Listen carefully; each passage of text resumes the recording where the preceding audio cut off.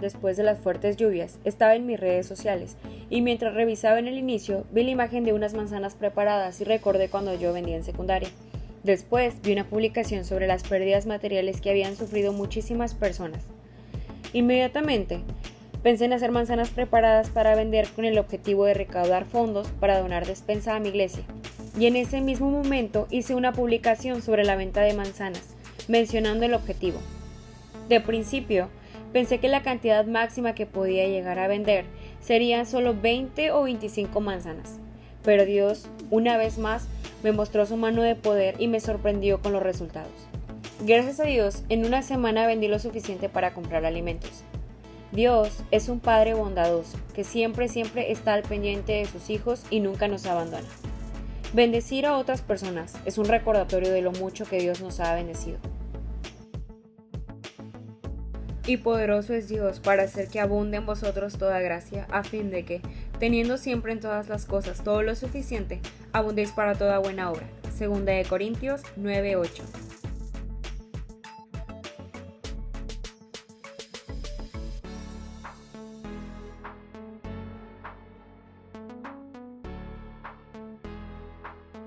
Buenas tardes, hermanos, sean bienvenidos una vez más a nuestro servicio de este miércoles. Con todo nuestro corazón les decimos que los extrañamos, parte aquí los de multimedia, todos los de la alabanza, los pastores, extrañamos estar juntos adorando al Señor, pero en esta tarde me gustaría invitarte a que podamos tomar un tiempo en el que podamos adorar a Dios con todo nuestro corazón y con todas nuestras fuerzas. El día de ayer meditaba junto con mi esposa y unos amigos temas acerca de la adoración y me acordaba de Daniel y me acordé cuando se hizo un edicto, se dio una orden de parte del rey Nabucodonosor en donde ya no se podía adorar a Dios y pareciera que estaba todo restringido, pareciera que ya no se podían juntar a adorar y a honrar a Jerusalén y a nuestro Dios. Y resulta ser que hubo una acción de parte de Daniel que ayer tocó mucho mi corazón y toda la noche estuve pensando, y dice en Daniel 6:10, dice: cuando Daniel supo que el edicto había sido firmado, entró en su casa y abiertas las ventanas de su cámara que daba hacia Jerusalén, se arrodillaba 3 veces al día y oraba y daba gracias delante de su Dios, como lo solía hacer antes. Y pues bueno, a mí me gustaría que en esta mañana, a la luz de esta verdad, podamos adorar a nuestro Dios como solíamos hacerlo antes. Sabemos que hay órdenes de parte de nuestras autoridades y claro, somos obedientes, ¿verdad?, de no juntarnos. Pero dice que Daniel abría las ventanas de su casa y yo sé que sus vecinos, familiares podían escucharlo orar fervientemente por su ciudad, orar fervientemente por su pueblo. Y ¿por qué no en esta tarde preparamos nuestras casas para exaltar el nombre de nuestro Dios? ¿Por qué no preparamos nuestra voz, nuestras manos, nuestras rodillas para exaltar al único digno de toda la gloria? Tú eres digno, Señor, tú eres digno para siempre. No hay nadie como tú, no hay nadie como tú. Al escuchar tu nombre, Señor, nuestros corazones vuelven hacia ti. Padre, tu palabra dice: vuélvenos y nos volveremos, Señor. Nos volvemos al corazón de la adoración.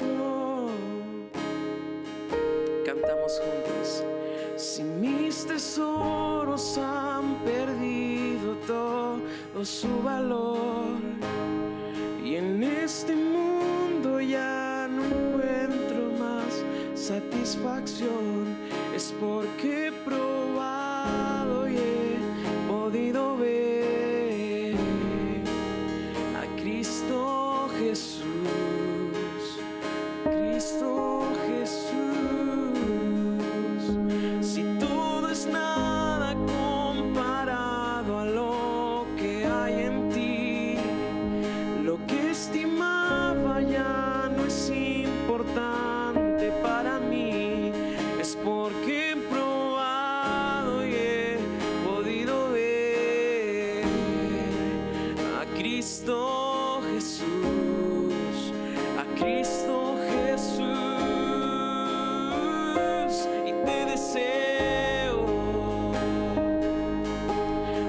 más que a la vida te deseo,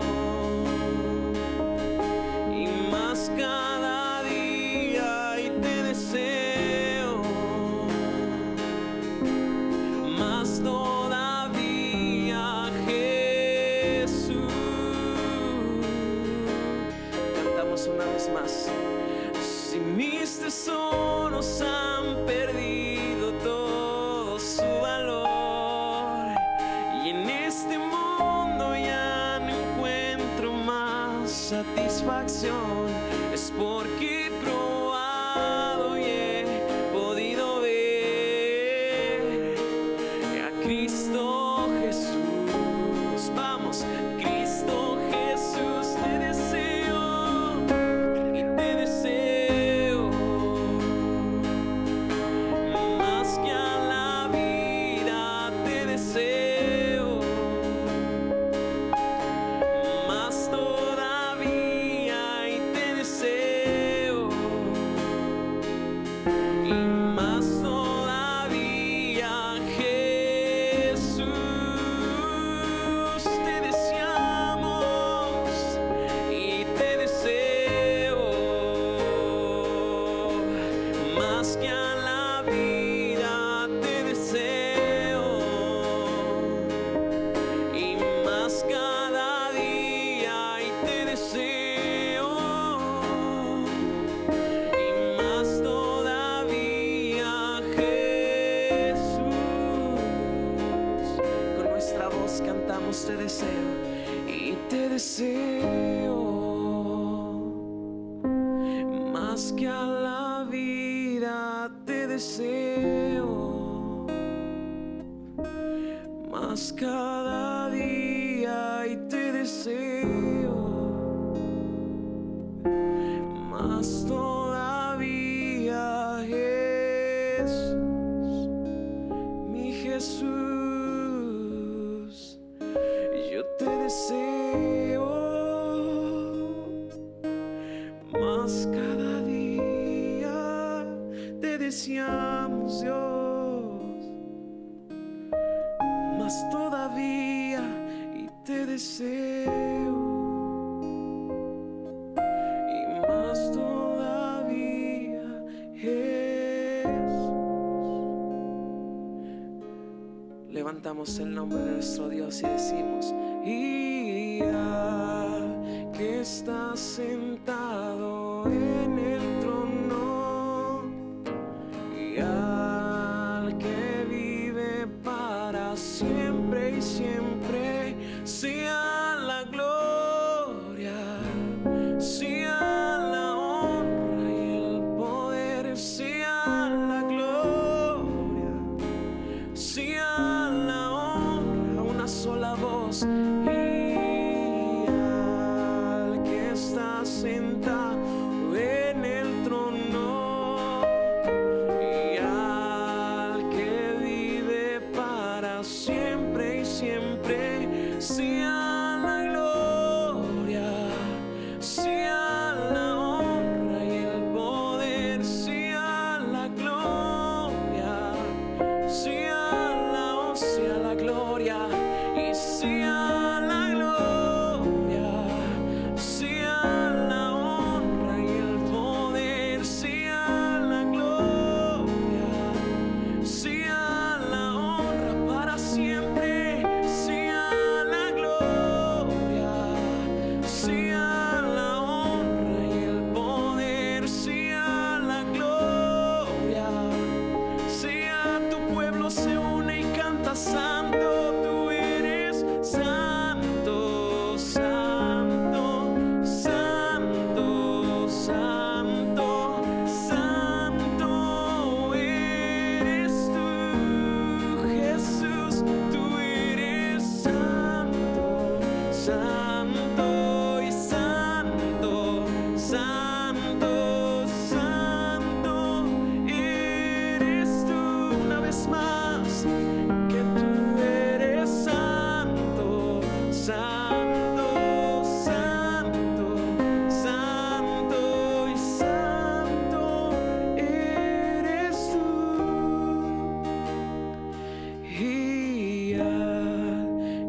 está sentado en el trono, que vive para siempre y siempre. Sea la gloria, sea la honra y el poder, sea la gloria, sea la honra y el poder. Señor Jesús, te amamos, amamos tu presencia, Señor. Amamos estar contigo, amamos conocerte en medio de la adoración. Hoy tu nombre es exaltado en nuestras familias, en nuestras casas, en Reynosa, Señor. Sin duda no hay nadie como tú, Señor.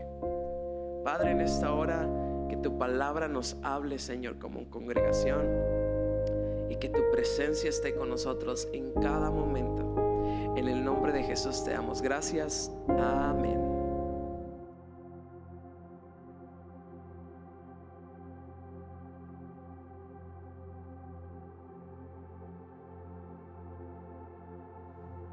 Hoy continuamos la enseñanza de los dones del Espíritu Santo y específicamente los dones motivacionales del Espíritu Santo que se encuentran en la epístola del apóstol San Pablo a los Romanos en el capítulo 12, versos 6 al 8. Y quiero leer la introducción, el primer versículo de esta escritura, que dice que de manera que teniendo diferentes dones, y note que dice diferentes, el don motivacional, cada uno tenemos uno, les he explicado, y diferente al que tienen otras personas, según la gracia que nos ha sido dada, si el de profecía, úsese conforme a la medida de fe. Y estuve enseñando el don de profecía ilustrado, las características de este don ilustrados en la vida del apóstol Pedro. También compartí con ustedes las características del don de servir, ilustradas en la vida del discípulo Timoteo. Y dice el verso 7 de este capítulo 12, o si de servicio en servir, o el que enseña en la enseñanza, y también compartí acerca de esto, es las características de este don, referidas o ejemplificadas en la vida del evangelista Lucas, el médico Lucas.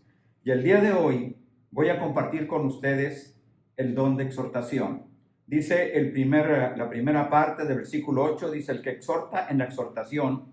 Yo voy a compartir las características de este don, ilustradas en la vida del apóstol Pablo. Estas características del don de exhortación, básicamente voy a compartirles 9 características. La primera de ellas es que quien tiene este don de exhortación tiene una motivación de ayudar a creyentes a llegar a su madurez espiritual completa en Jesucristo. ¿Sabe? Un exhortador mira el futuro, prevé el futuro en el sentido de la vida espiritual de las personas. Un exhortador no ve a una persona como está, sino que ve a una persona como debe estar y como Dios piensa que Dios debe de verla. La ilustración de este punto de la madurez espiritual completa, usted sabe que en el libro de Colosenses el apóstol Pablo oró por los discípulos, por la iglesia de los colosenses, pidiendo revelación, espíritu de entendimiento y todo esto. Pero la finalidad de todo esto, la meta del apóstol Pablo, era presentar a todo hombre perfecto en Cristo. Dice Colosenses 1:28, a quien anunciamos amonestando a todo hombre, refiriéndose al Señor Jesucristo, anunciándolo, enseñando a todo hombre en toda sabiduría, a fin de presentar perfecto en Cristo Jesús a todo hombre. Y sabe que ese es un ministerio con un énfasis en edificación muy especial. Y por eso creo que el día de hoy vamos a detenernos un poquito analizando o estudiando las características de este don. La segunda característica de este don es una habilidad de discernir dónde se encuentra una persona en su nivel espiritual y hablarle en ese nivel.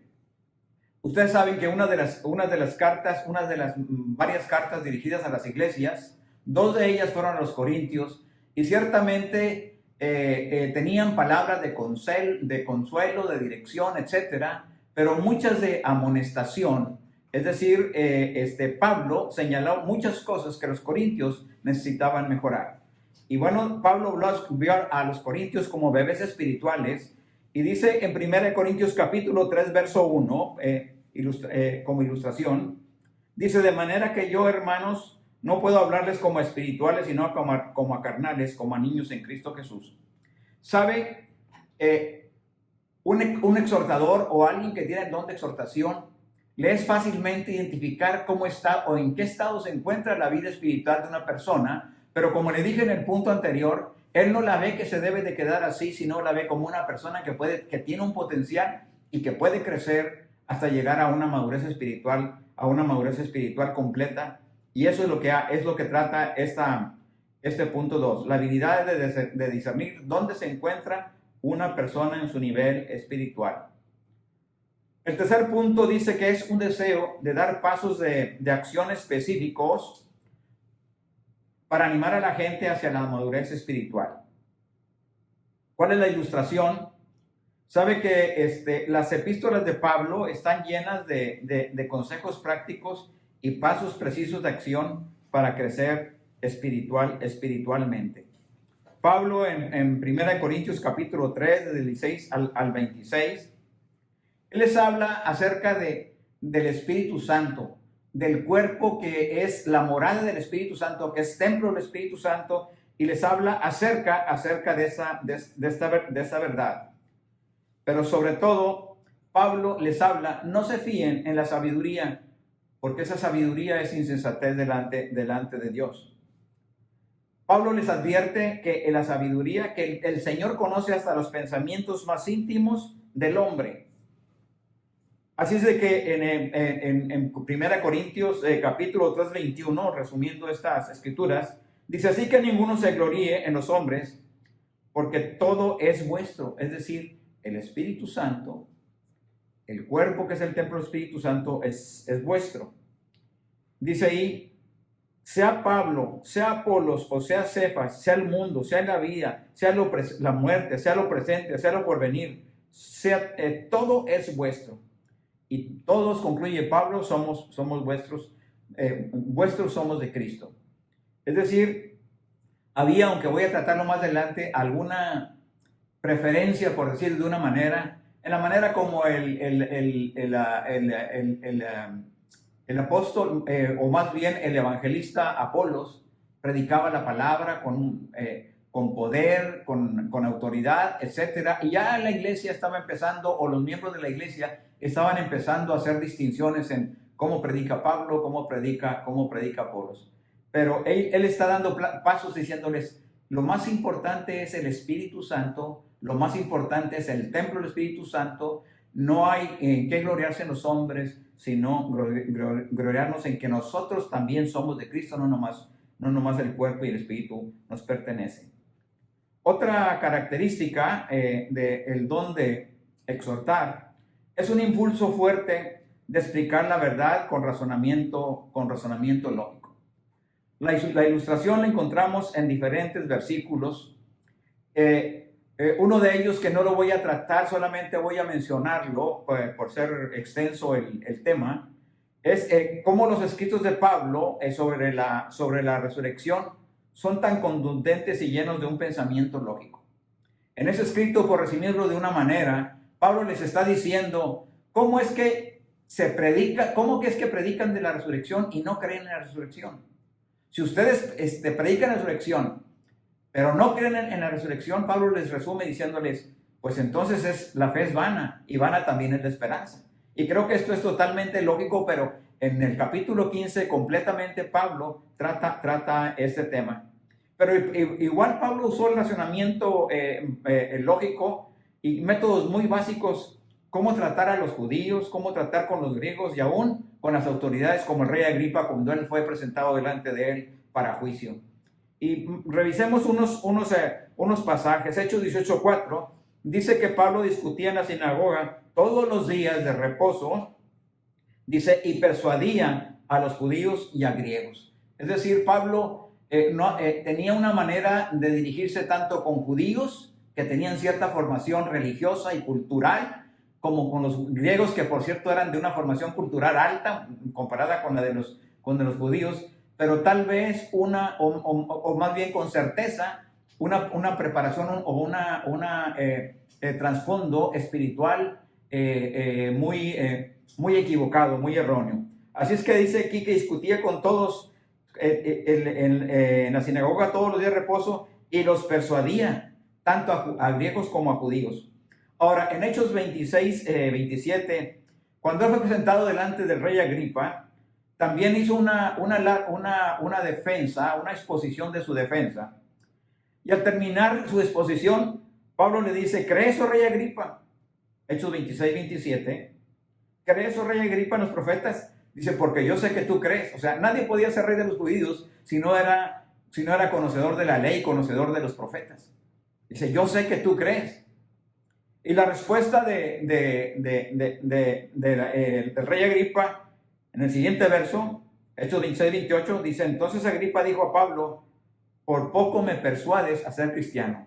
Lo siguiente que él dijo: si tú no hubieras invocado ir delante del procurador a Roma, hoy te hubiera absuelto, Pablo. Pero había un plan en que Pablo fuera a Roma. También le comento acerca también de este punto del razonamiento lógico, y es uno que particularmente a mí me llama mucho la atención. Sabe que cuando Pablo llegó a Atenas, como le decía ahorita, una ciudad en cierta manera espiritualizada, pero totalmente, vamos a decir, perdida, Pablo, ¿cómo se introduce? Usa ese razonamiento, ese pensamiento y ese razonamiento lógico simple para conectarse con ellos. Por cierto, los atenienses eran muy dados a escuchar cosas nuevas, novedades. Tal vez se parece a nosotros en este tiempo que estamos ahí pegados a ver qué hay de nuevo y vamos a platicárselo a otro, ¿verdad? Ahí en los teléfonos, en fin, ¿verdad? Pero bueno, dice en Hechos 19, dice: y tomándole le trajeron al Areópago diciendo, es que lo oyeron predicar acerca de la resurrección de Jesucristo y era algo nuevo para ellos. Dice: ¿podemos saber qué es esa nueva enseñanza de que hablas? Verso 20 y continúa hasta el 23. Pues traes a nuestros oídos cosas extrañas, diciendo, traes cosas extrañas, y queremos pues saber qué quiere decir esto. O sea, ¿qué es eso, ese tema de la resurrección? Verso 21, porque todos los atenienses y los extranjeros residentes allí en ninguna otra cosa se interesaba sino en decir o en oír algo nuevo. Doctrinas nuevas, filosofías nuevas, conversaciones nuevas, temas interesantes, es lo que y así es que eso les llamó la atención y lo llevan al Areópago, el lugar donde llevaban a las gentes, a los filósofos, en fin, aquellos que traían corrientes de pensamiento a la cultura de ellos. Y dice en el verso 22, dice: entonces Pablo, puesto en pie en medio del Areópago, dijo: varones atenienses, en todo observo que sois muy religiosos. Primero les dice y los conecta. Dice: yo sé que ustedes son muy religiosos. Pero enseguida le dice, verso 23, porque pasando mirando vuestros santuarios, hallé también un altar en el cual estaba esta inscripción. Y dice la escritura con mayúsculas: al Dios desconocido, todo con mayúsculas, al que vosotros adoráis. Adoráis pues sin conocerle.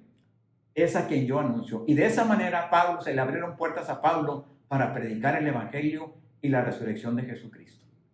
Pablo era lógico, práctico, y esa es la mentalidad que tiene un exhortador. Conecta con facilidad con las personas, como discierne el nivel de madurez espiritual y también intelectual. Era intelectualmente muy bien preparado Pablo, podía conectar con esas cosas, y esa es una característica de este don de exhortación.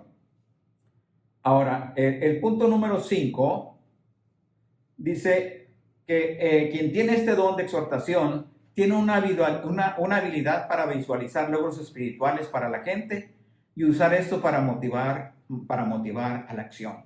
¿Cuál es la aplicación de este punto para visualizar los logros espirituales? Pablo era todo un maestro en mostrar metas espirituales a sus colaboradores e iglesias. Él fortaleció sus metas con el ejemplo de su propia vida. Y tenemos un versículo de aplicación para esta ilustración. Filipenses 3:17 dice: hermanos, sed imitadores de mí y mirad a los que así se conducen según el ejemplo que tenéis en nosotros. Es decir, Pablo decía, así como yo me conduzco, así se conducen aquellos en los cuales he estado enseñando o han sido discipulados por mí. Es en una explicación de este versículo. Así es de que, porque él podía ver, tenía la habilidad, Pablo, y el que tiene este don tiene la habilidad de ver cuáles son los progresos de aquel a quien están ministrando.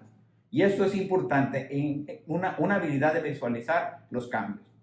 Ahora, el punto número 6 dice que Pablo tenía un deseo, como el exhortador lo tiene, un deseo de hablar cara a cara. Es decir, el exhortador fluye mucho o trabaja mucho impartiendo su vida de persona a persona. Todas las cartas de Pablo son muy personales, aunque hay algunas que son a la iglesia en general, pero son muy personales, son llenas de afecto, llenas de conexión en un sentido cálido. Y dice ahí, un deseo de hablar cara a cara para determinar y asegurar una respuesta positiva. Es decir, cuando un exhortador habla cara a cara con una persona, tiene más tranquilidad o de que va a ser posible que esa persona pueda absorber o entender la enseñanza o el principio que le está siendo dado. Ahora, ¿cuál es la aplicación o la ilustración, perdón? La relación de Pablo hacia sus discípulos fue constantemente reafirmada. En 1 de Tesalonicenses 2:17, Pablo les escribe a los tesalonicenses: pero nosotros, hermanos, separados de vosotros por un poco de tiempo, de vista, pero no de corazón, tanto más procuramos mucho deseo ver vuestro rostro. Es decir, Pablo había estado con los tesalonicenses, por cierto, varias veces se dirige con los tesalonicenses manifestándoles el deseo, como lo vamos a ver más adelante, de ver y estar con ellos. Así es que les dice, estuve con ustedes, pero tengo deseos de volver a ver. Él siempre quería reafirmar, estando cara a cara, las cosas y las enseñanzas que les había dado. También 1 Tesalonicenses 3:10, hablando en reafirmar la constante relación, dice, orando de noche y de día, nuevamente hablando a los tesalonicenses, con gran insistencia, para que veamos vuestro rostro. O sea, Pablo está orando, deseando ver o visitar la iglesia de Tesalónica. Y completaos lo que falte en vuestra fe. Es decir, Pablo sabía que el progreso espiritual, que la madurez espiritual es algo que va paulatinamente, que va en progreso, que va por etapas. Y Pablo estaba consciente de que les faltaban cosas y dice, quiero ir a verlos para completar lo que les falta para que ustedes estén maduros.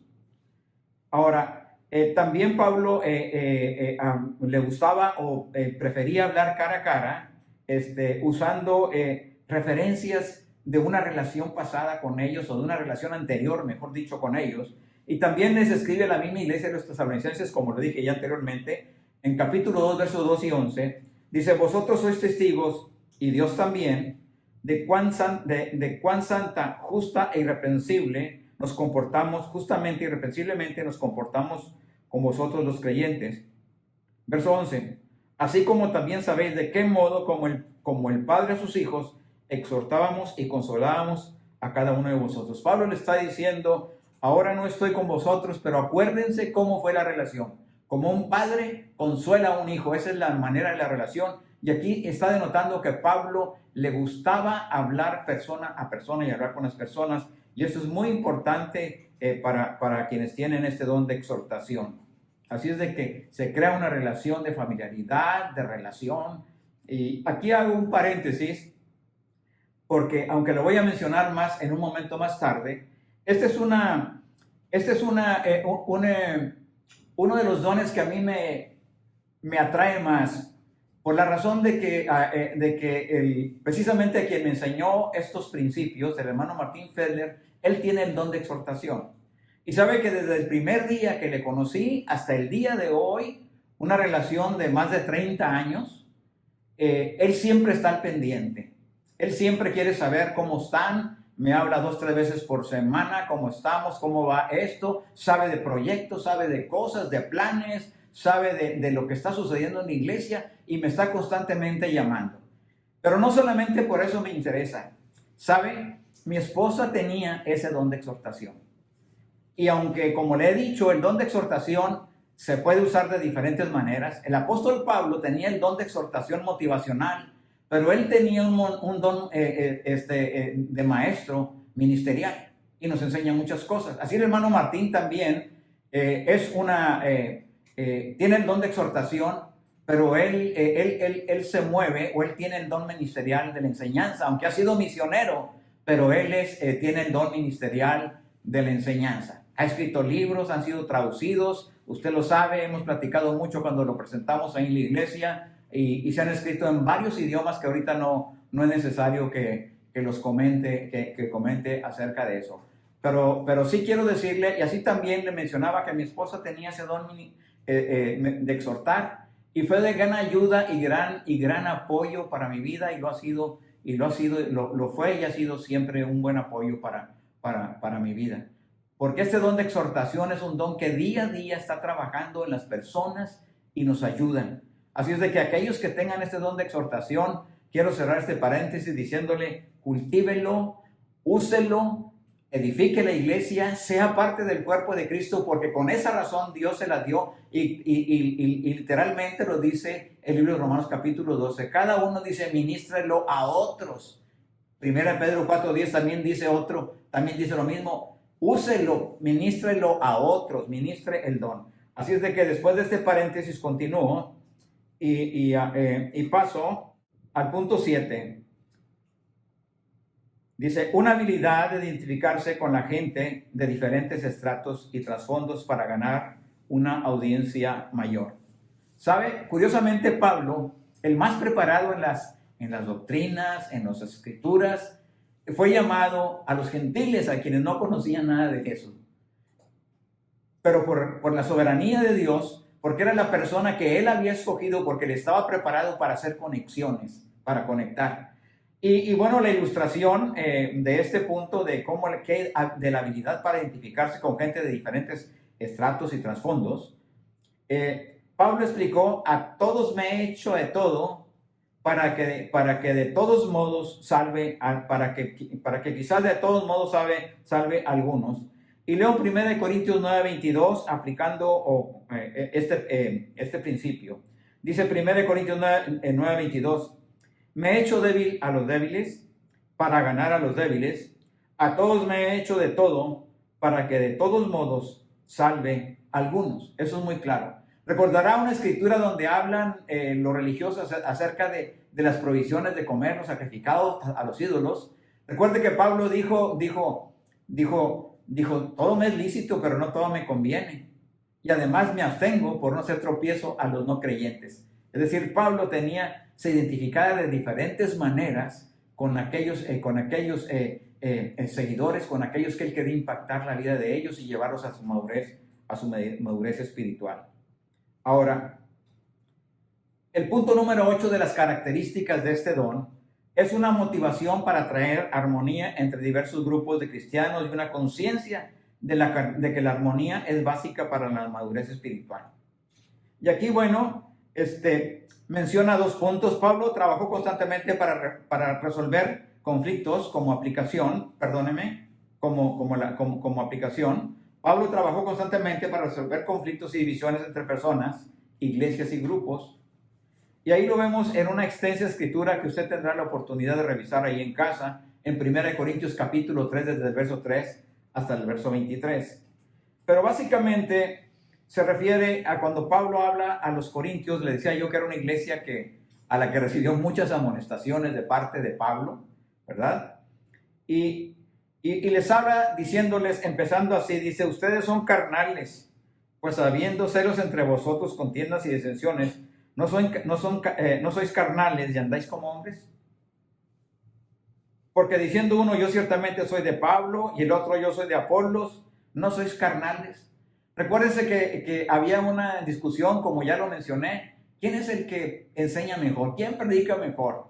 Algunos hasta decían, ¿cuántos ha bautizado Apolos y cuántos ha bautizado Pablo? Y Pablo dice, aunque yo no bautizo, porque los que bautizan son mis discípulos. Recordará usted esa escritura. Pero lo que dice Pablo ahí, y lo que la enseñanza que deja Pablo ahí, dice, no, uno es el que siembra, otro es el que riega y otro es el que va a recoger el fruto. Dice, pero ni el que riega es alguien, ni el que siembra es alguien, ni el que riega es alguien, sino Dios que da el crecimiento. Y finalmente dice Pablo ahí para resolver el conflicto, dice, por lo demás, la obra de cada uno será manifiesta, el día la manifestará, porque cualquiera que sobreedificare sobre un fundamento, porque Pablo se refiere, el fundamento es Cristo, ese no se puede cambiar. La carnalidad, la disensión, sí, todo eso, mientras el fundamento sea Cristo, cualquier cosa que se construya arriba de ellos no puede cambiar. Pero dice que cada quien es responsable de lo que edifica. Dice, cada uno de vosotros vea cómo sobreedifica, ¿verdad? Y dice la palabra, si alguno edificare sobre este fundamento, oro, plata, piedras preciosas, madera, heno o hojarasca, dice, la obra de cada uno será manifiesta, porque el día la declarará, pues por el fuego será revelada, y la obra de cada cual sea, el fuego la probará. Y dice, si permanece la obra de alguno que sobreedificó, dice, entonces va a recibir recompensa. Y finalmente el apóstol Pablo termina en los últimos 3 versículos de este pasaje que le comento. 1 Corintios 3, 21, 22 y 23, lo leo para ustedes.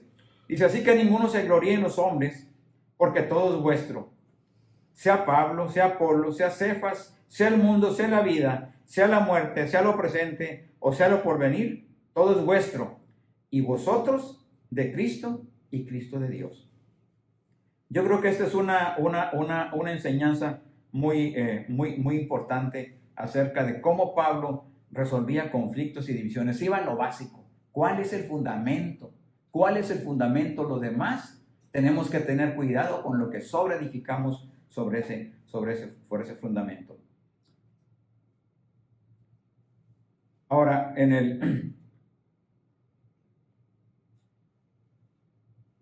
Pablo también utilizó una ofrenda que se levantó entre los gentiles para los judíos como un factor de conexión o un factor de traer armonía entre judíos y gentiles. Ya saben, los judíos eran muy celosos de la fe y muchos de ellos pensaban que el evangelio, que Cristo, la revelación de Cristo, el Espíritu Santo y todo era solamente para ellos. Pero Pablo en la Escritura nos deja con claridad, el libro de los Hechos, ¿verdad? Y las epístolas. Las epístolas y los evangelios nos dejan con claridad que el Señor vino para todos, para judíos y para gentiles. Pero Pablo usó esta ofrenda para hacer esa conexión. Y dice en 2 Corintios capítulo 9, verso 12 al 14, dice ahí, porque la administración de este servicio no solamente se refiere a la ofrenda, suple lo que a los santos falta.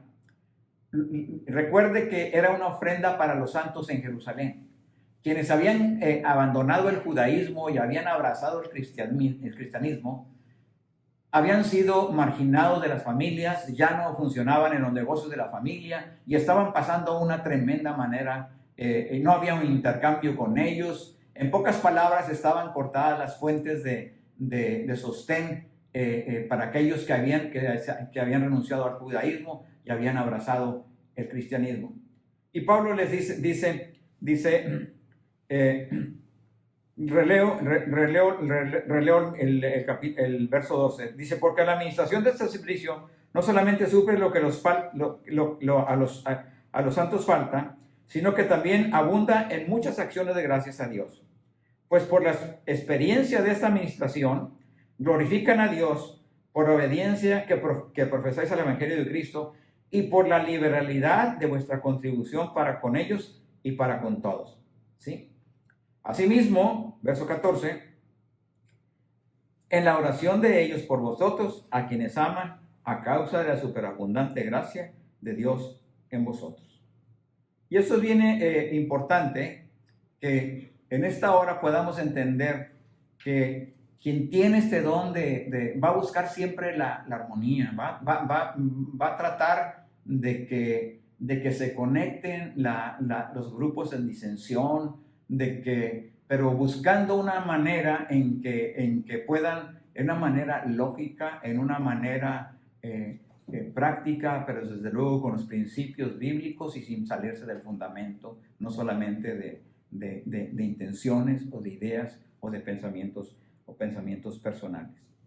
La última característica del don de exhortar es una habilidad para dar la bienvenida a la tribulación personal como motivo principal de crecimiento espiritual. Y la ilustración la encontramos en algunos versículos en la segunda carta del apóstol Pablo a los Corintios. Pablo se gloriaba en sus debilidades porque vio que esa traería el poder de Jesucristo sobre él y también un mayor peso de gloria. En 2 de Corintios capítulo 1, verso 5, dice, porque de la manera que abundan en nosotros las aflicciones de Cristo, así también abunda también por el mismo Cristo nuestra consolación. Es decir, cuando hay sufrimiento, Cristo está cerca del que sufre. 2 de Corintios 4, 17 dice, porque esta leve tribulación momentánea produce en nosotros un cada vez más excelente y eterno peso de gloria. A veces les damos la vuelta a las cosas que nos cuestan trabajo, que son sacrificiales, pero el producto de eso siempre es un crecimiento en diferentes maneras y en una manera práctica también. Por último, en 2 Corintios capítulo 12, verso 9, dice, y me ha dicho, recuerde que el apóstol Pablo habla varias veces de un aguijón en la carne. Dice, y me ha dicho, bástete mi gracia, porque mi poder se perfecciona en la debilidad. Por tanto, de buena gana me gloriaré más en mis debilidades para que repose sobre mí el poder de Cristo. ¿Y sabe qué? Que cuando nosotros somos débiles, Cristo se manifiesta. Y Pablo lo entendió, por eso le daba la bienvenida al sufrimiento, sabiendo que al final de eso, el resultado sería un mayor peso de gloria. Ahora, he estado comentando con ustedes que una de las maneras de identificar cuál es el don específico que usted tiene o que opera en usted es estudiando las características, estas 9 que ya mencioné, o también viendo los malos usos de los dones. Y esa es la parte donde vamos a entrar ahora. ¿Cómo los que tienen el don de exhortar pueden mal usar el don? Hay maneras incorrectas de usar los dones motivacionales también para un exhortador. La primera de ellas es levantando expectativas de otros prematuramente. ¿Saben? Los exhortadores pueden visualizar proyectos y metas de largo alcance para la gente. Si estos proyectos, sin embargo, se explican sin referencia de tiempo que toma lograrlos, las personas involucradas llegan a creer que esos proyectos y metas se lograrán más pronto de lo que realmente es factible. Entonces, a veces siempre hablamos del tema que a veces no nos gusta escuchar, el tema de que hay sacrificios para hacer las cosas. Y bueno, cuando alguien le dice, oye, tú puedes estudiar una carrera, tú puedes llegar a hacer esto, tú puedes hacer estas otras cosas, pues tiene que pensar que no se dan las cosas de instantáneo. Y a veces esas cosas frustran a aquellos a los que estamos compartiendo, luego a los que estamos discipulando. El segundo mal uso, tomando tiempo de la familia para aconsejar a otros. Entonces, el gozo de los exhortadores es ayudar a las personas con problemas. Los exhortadores están dispuestos a dar el tiempo necesario para alcanzar resultados. Y muy a menudo, ese tiempo se toma de sus responsabilidades personales propias o de la familia. Los exhortadores creen que sus familias lo van a entender hasta que aprenden que esa no es la manera correcta. Es decir, un exhortador siempre está ahí al pendiente, como le expliqué yo acerca del hermano Martín. Él siempre ha estado al pendiente de mi persona, y lo cual le doy gracias a Dios por su vida, por cierto. Otro mal uso es tratando a la familia y amigos como proyectos en lugar de personas. Porque los exhortadores ponen confianza en los pasos de acción que han probado que son efectivos. Usualmente están listos a compartir estos pasos con otros, incluyendo a la familia y amigos. Y en lugar de hacerlos sentir como personas especiales, el exhortador puede dar la impresión de que los amigos y la familia son solamente proyectos de consejería. Es una cosa de la que hay que tener mucho cuidado. La relación con la familia y relación con una persona que se quiere edificar es algo totalmente diferente. Sirve, pero es totalmente diferente. La gente tiene que saber cuál es el rol que nuestra vida está haciendo en la vida de ellos y cómo la está amistad, compañerismo, relación filial, etc. Otro mal uso del don es compartiendo ejemplos, o sea, ilustraciones privadas sin permiso. La importancia y efectividad de ejemplos personales es bien conocida por los exhortadores. Ellos saben cómo impacta un ejemplo de aquello que están enseñando y a veces lo usan. Y esos ejemplos explican cómo aplicar los pasos de acción y también cómo motivar al oyente a tomarlos. Dicen, mira, esta persona hizo esto. Pero a veces tienden a usar ejemplos recientes que ya sean prematuros o usados sin permiso. Y aunque de esto voy a hablar un momento más, pero prematuro se refiere a que está funcionando unos consejos que están ayudando a una persona, pero todavía no ha alcanzado la madurez y de repente aquellos a quienes estamos diciendo, mira, esta persona ve las fallas y va a decir, eso no funciona. Así es de que, aunque lo vamos a mencionar más adelante. Ahora, otro mal uso del don es saltando a nuevos proyectos sin terminar lo que ha empezado. Los proyectos son a menudo usados por los exhortadores para lograr metas finales. Los exhortadores tienen la tendencia a motivar a otros a involucrarse en un proyecto y entonces abandonarlo por un proyecto mejor. Y esto a menudo causa desilusión o desánimo a quienes están involucrados en el primer proyecto. Es decir, a veces tal vez se anima a alguien a iniciar algo, tal vez un grupo, un curso, etcétera, pero luego se abandona y entonces cuando ya se abandona esta persona porque hay otro proyecto en el que el exhortador quiere involucrarse, entonces las personas que inicialmente estuvieron en contacto con él tienden a también abandonar sus proyectos, animando a otros a aprender de ellos en lugar de depender de Dios y sus autoridades. Sabe que este es especialmente de mucho cuidado. Hay un punto donde puede ser crearse una relación que no es la correcta, una relación de codependencia.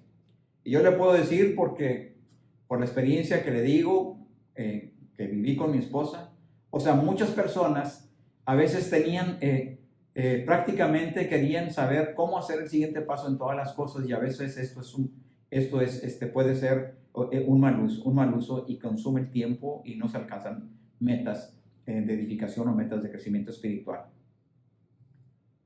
Dice, la gente que recibe ayuda para seguir a la consejería dada por los exhortadores tienen tendencia a apoyarse en los que les han dado, o sea, en las personas que le han dado la consejería. Los exhortadores tienen tendencia a motivar esto por el gozo de estar rodeados de aquellas personas que están creciendo espiritualmente. Eso los motiva mucho a los exhortadores. Entonces ahí hay que tener cuidado porque hay una línea muy sutil entre ayuda y codependencia.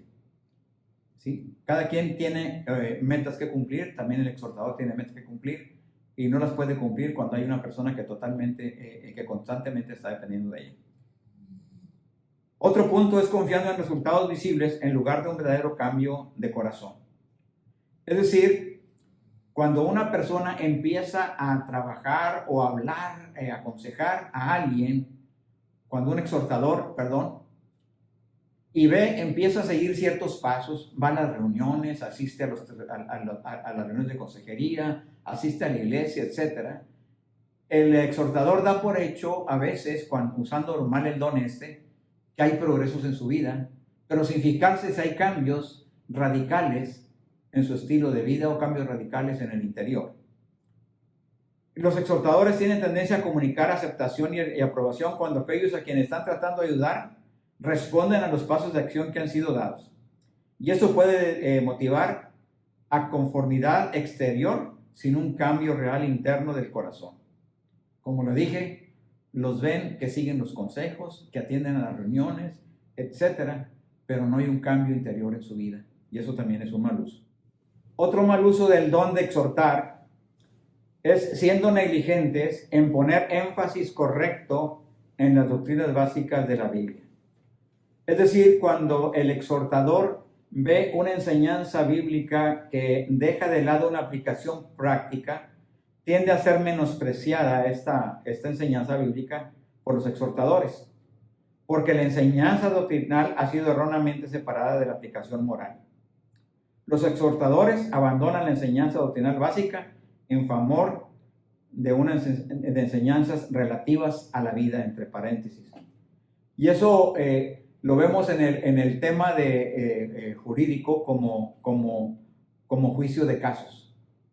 Es decir, ellos dicen, este consejo práctico es aplicable para eso y ahora lo voy a establecer como una verdad que puede ayudar para edificar, lo cual edificar la vida de una persona y ayudar a crecer espiritualmente, lo cual es totalmente erróneo. Por último, el último mal uso de este don es dando consejería antes de discernir el tipo de persona o el problema. ¿Sabe? No a cualquier persona podemos aconsejar. No a cualquier persona podemos hablar con ella y edificar su vida. Los exhortadores tienden a categorizar el problema en su mente antes de escuchar todos los hechos importantes.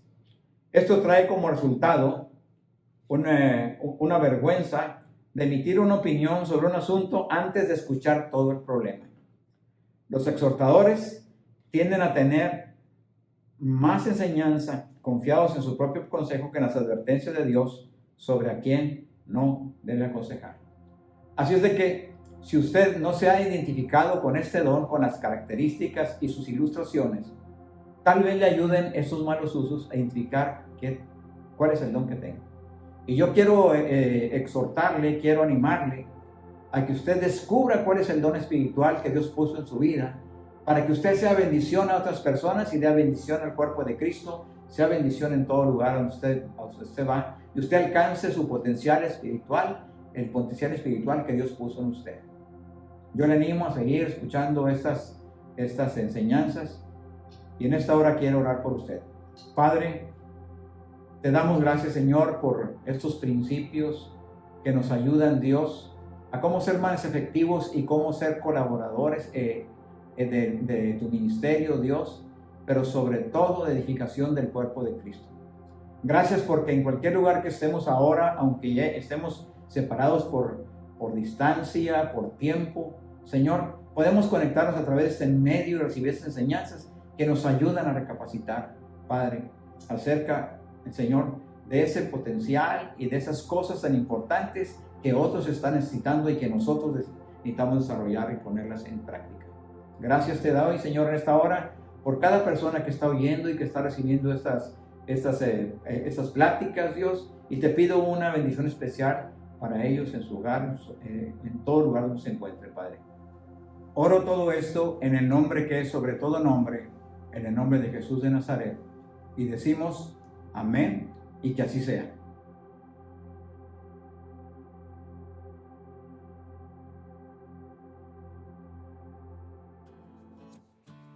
Le agradecemos por seguir conectándose con nosotros en este servicio en línea.